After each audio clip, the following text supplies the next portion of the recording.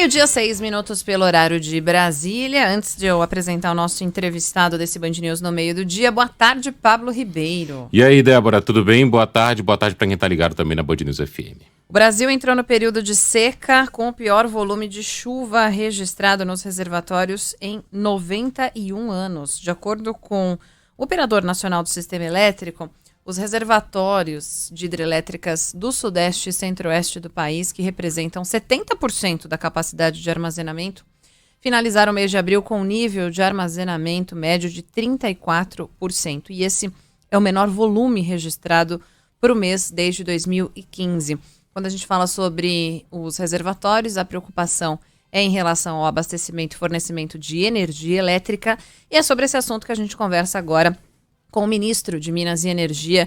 Tenho o prazer de receber aqui à distância, né? Mas obrigada pela participação na Band News FM, ministro. Como vai? Boa tarde. Boa tarde, Débora. Boa tarde, Pablo. É um prazer estar aqui com vocês. E boa tarde a todos os ouvintes.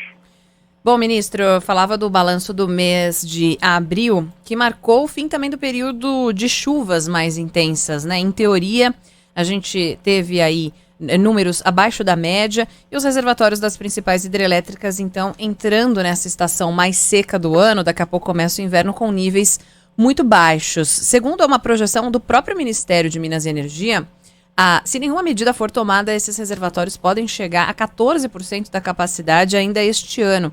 Quais são as ações que estão sendo adotadas para que a gente evite também uma situação mais crítica, chegar até a um possível apagão? Um monitoramento permanente dos nossos reservatórios e também das condições de atendimento ao nosso sistema interligado nacional. A geração de energia no nosso país, ela é interligada nacionalmente. O único estado que não é interligado é o estado de Roraima, que será em alguns anos à frente. Mas o importante é esse monitoramento. Nós temos um comitê de monitoramento do setor elétrico, que é um comitê formal que se reúne mensalmente ou extraordinariamente quando necessário. E desde o ano passado, desde outubro do ano passado, nós tivemos algumas indicações de que o regime de chuvas não estava dentro da média histórica. E decidimos fazer um monitoramento mais próximo e tomar medidas, e essas medidas são a geração por outras fontes de energia. Nós estamos falando, quando nós falamos dos reservatórios de água, nós estamos falando da hidroeletricidade, da geração hidroelétrica. E o que para o nosso país ainda é muito importante, cerca de 65% da energia gerada é hidrelétrica e o demais é de outras fontes. Então, nós temos que procurar um equilíbrio para preservar os nossos reservatórios, utilizando outras fontes de geração de energia. Ministro, é o Pablo aqui falando, obrigado por nos atender. Em uma audiência na Câmara, o senhor chegou a dizer que 2021 está garantido, que tem energia para o país, mas vai exigir bastante atenção por parte de todos os agentes públicos. Que tipo de atenção é essa, ministro? Porque isso não depende apenas do operador nacional do sistema, tampouco do Ministério de Minas e Energia com seus órgãos vinculados. Hoje, as águas, elas têm usos múltiplos. Os reservatórios não são só para a geração de energia, eles atendem também à agricultura, eles atendem também às hidrovias, eles atendem também ao consumo de água humana. Então, tudo isso que envolve outros órgãos, outros agentes públicos, isso merece e tem que ter uma atenção especial por parte desses agentes, por parte do governo. E é isso que nós estamos fazendo e não começamos agora, nós já estamos trabalhando nisso desde o ano passado, desde outubro do ano passado, que convidamos esses agentes públicos a participar desse monitoramento do setor elétrico. Ministro, o senhor citou agora há pouco um ponto importante que é ainda a grande dependência que o país tem do sistema hidrelétrico, né? Eu queria focar nesses outros 35% das outras fontes de energia e principalmente nas fontes renováveis, né? Porque Há décadas a gente fala da abrangência do nosso país, né, do potencial que o Brasil tem, com o seu tamanho, com a capacidade de gerar energia renovável, com áreas que poderiam ser exploradas com energia solar, energia eólica, e ainda essa participação ainda é muito tímida, né? Por que a gente não consegue engatar investimentos nessas áreas e não consegue desenvolver essas outras fontes de energias renováveis? O que está faltando para virar o foco para esse outro tipo de fornecimento de energia elétrica? Há 20 anos atrás, 95% da nossa geração de energia era hidroelétrica, né? Então, nós tivemos uma evolução grande. E as fontes renováveis, elas estão tendo um crescimento exponencial, particularmente a energia eólica e a energia solar. Entretanto, essas fontes de energia são fontes que nós chamamos de intermitentes. A energia solar, ela não produz, evidentemente, energia 24 horas por dia, porque ela depende da insolação, ela depende do sol. E também a energia eólica depende do regime de ventos e também não produz 24 horas por dia. Então, o nosso sistema é bastante complexo, é uma matriz bastante renovável. A nossa matriz elétrica, 85% dela é renovável, e aí se inclua a hidráulica também, né? Então, é uma referência até mundial e ela está se expandindo. Nos próximos 10 anos, a energia hidroelétrica, dentro do nosso planejamento, será de aproximadamente 48%, 49%. E outras fontes de energia, principalmente essas que eu citei, eólica e solar, vão entrar. Mas nós temos que ter um sistema equilibrado, com energia de base, para que nós não fiquemos dependentes da natureza, do regime de ventos, do sol e também do regime de chuvas. Ministro, ontem eu conversei com o Sabetay Calderoni, que é doutor em ciências pela USP, consultor do Banco Mundial, da ONU, da União Europeia também, especialista em cidades sustentáveis, e ele falava o seguinte: é preciso ter atenção porque o custo de uma termoelétrica é muito alto e também é muito poluidor.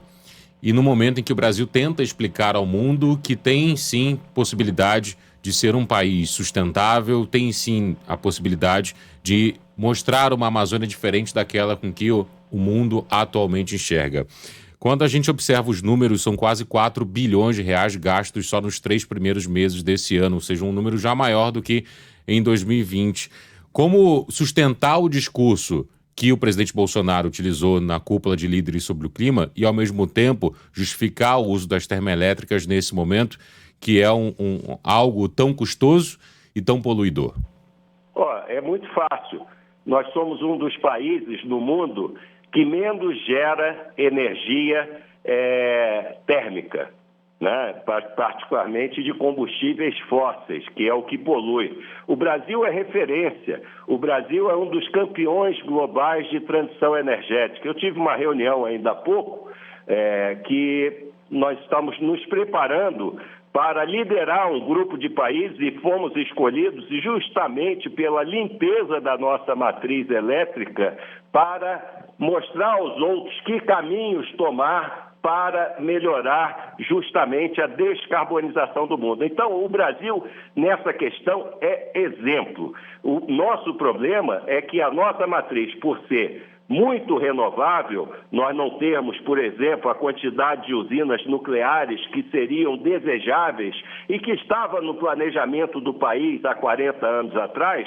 Se nós tivéssemos as 6 usinas, por exemplo, que estavam previstas, hoje nós não estaríamos passando por esse momento. E as usinas nucleares também é uma geração de energia limpa. Então, o nosso problema é conjuntural. Nós temos um planejamento para que o país, no futuro, não passe por essa situação que nós estamos passando agora, que temos que despachar, como se diz, o nosso parque termoelétrico, que corresponde a aproximadamente 16% da nossa matriz.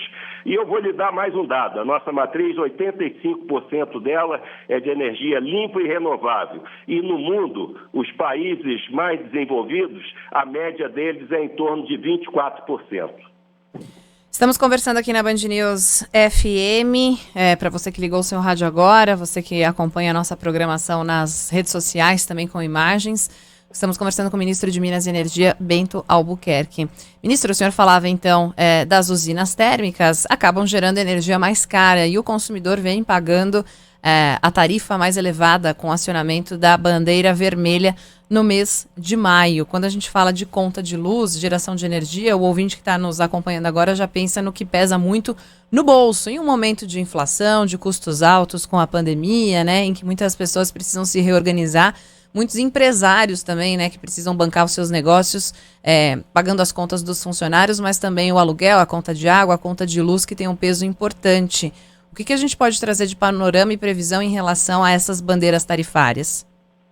Em relação às bandeiras tarifárias, ela é mais um aviso ao consumidor de que o custo da energia gerada no país está mais caro, porque a utilização de uma usina termoelétrica ela tem um custo maior, por exemplo, do que uma usina hidroelétrica, do que a geração eólica, do que a geração solar. Então, por isso é um aviso para o consumidor que ele tem que controlar o seu consumo para não pagar uma tarifa maior. No que diz respeito aos contratos de tarifa que são regulados pela Agência Nacional de Energia Elétrica, nós, desde o ano passado, estamos implementando diversas medidas, diversas ações para que o consumidor não tenha os impactos tarifários que estão previstos em contratos, por meio de diferimentos, por utilização de fundos, recursos que estavam disponíveis para que a tarifa possa ser reduzida, e os ajustes têm sido muito abaixo do IGPM, muito abaixo do IPCA, fruto dessas ações que o governo e a agência reguladora do setor estão implementando. Ministro, a última vez que eu conversei com o senhor no ar foi em março no Band News TV, quando a gente conversou sobre a troca de comando na Eletrobras. Naquela época, a Petrobras estava trocando seu comando, a Eletrobras iria apresentar os resultados, o balanço, mas acabou adiando por conta de troca de comando também. E depois veio a conversa sobre a desestatização, a privatização da Eletrobras. E aí teve um texto apresentado pelo deputado Elmar Nascimento que prevê alocar parte dos recursos gerados pela desestatização aos consumidores cativos de energia, o que poderia aliviar as tarifas de consumidores residenciais principalmente. Quando a gente fala em privatização da Eletrobras, a que pé que está essa questão dentro do ministério no qual o senhor comanda? Bom, nós temos trabalhado junto com o Congresso Nacional, junto com o deputado Elmar Nascimento e outras lideranças políticas. Nós encaminhamos essa medida provisória em fevereiro. O presidente Bolsonaro foi ao Congresso entregar a medida provisória, junto comigo e também com o ministro Paulo Guedes, e estamos trabalhando desde então. O objetivo dessa medida provisória, o objetivo da capitalização da Eletrobras, primeiro, eu até comentei isso ontem lá na Câmara dos Deputados. A primeira premissa é que o consumidor não pode ser onerado por esse processo de capitalização. A tarifa de energia não pode aumentar. Então, isso é uma premissa e é por isso que o relator, e junto com as informações que nós prestamos a ele, aplicou diversos mecanismos dentro desse processo para que o consumidor seja efetivamente beneficiado com essa capitalização. Além do mais, a empresa que perdeu a sua capacidade de investimento desde 2010 vai poder voltar a investir no setor de energia, prestando melhores serviços a custo mais baixo. Esse que é o objetivo, em síntese, da capitalização da Eletrobras, e é dessa forma que nós estamos trabalhando com o Congresso Nacional. E a Petrobras segue fora de qualquer cogitação de privatização, né? Fora de qualquer cogitação. Quero agradecer a participação aqui na Band News FM do ministro de Minas e Energia, Bento Albuquerque. Obrigada pela atenção com os nossos ouvintes. Um bom trabalho, até uma próxima oportunidade. Eu é que agradeço. Muito obrigado, que todos tenham uma boa tarde e fiquem bem. Obrigado, ministro.